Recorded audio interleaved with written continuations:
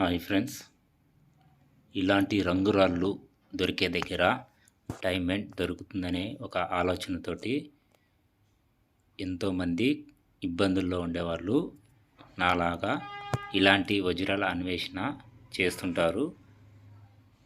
ఈ వజ్రాలు దొరికే ప్లేస్, ఈ రంగురాళ్ళు దొరికే స్థలం, ఊరు పేరు వచ్చేసి గుడిమెట్ల లేదా మునిగిపోయినటువంటి పంతులు గారి పొలం ఏదైతే ఉందో కోలూరు, ఆ ప్రాంతానికి వెళ్ళేవాళ్ళు ఈ వీడియోని తప్పకుండా చూడండి, షేర్ చేయండి ఇతరులకు కూడా. ఎందుకంటే వెంకటాయపాలెం నుంచి దట్టమైన అడవుల్లో దాదాపుగా ఒక 15 కిలోమీటర్ దాకా కాలినడకన వెళ్ళే వాళ్ళ గురించి నేను ఈ వీడియో చేస్తున్నాను ఫ్రెండ్స్.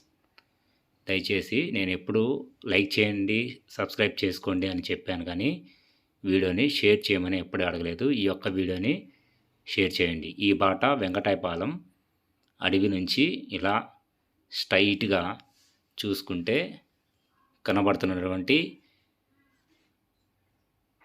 మునిగిపోయినటువంటి ఆ ప్రాంతం, ఈ గుర్తు మీరు చూడంగానే గుర్తుపట్టేయచ్చు ఈ స్థలాన్ని. ఇది కోలూరు వెళ్ళేటువంటి దారి.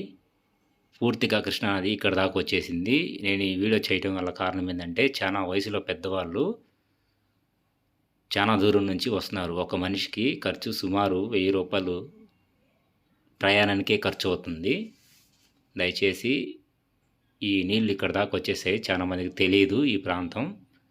కోలూరు పంతులు గారి పొలానికి చేరుకోవడానికి ఇక మీదట వెళ్ళలేరు, వజ్రాల అన్వేషణ చేసుకోలేరు అనేసి ఈ వీడియో ద్వారా మీకు తెలియజేస్తున్నాను. దాదాపుగా నీళ్లు ఇక్కడ దాకా వచ్చేసాయి. చాలామంది తెలియక పెద్దవాళ్ళు అడవిలో కాలినడకన వస్తున్నారు. వాళ్ళ కోసం ఈ వీడియోని దయచేసి షేర్ చేయండి అని మీకు ఈ వీడియో ద్వారా మీకు తెలియజేస్తున్నాను.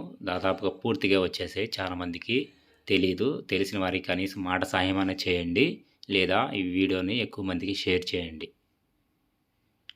అలా అయినా మనం వాళ్ళకి ఉపయోగపడిన వాళ్ళం అవుతాం, వాళ్ళకి మనం సహాయం చేసిన వాళ్ళ వ్యక్తులు అవుతాం. చాలామంది అడవిలో పెద్దవాళ్ళు నడుచుకుంటూ వస్తున్నారు.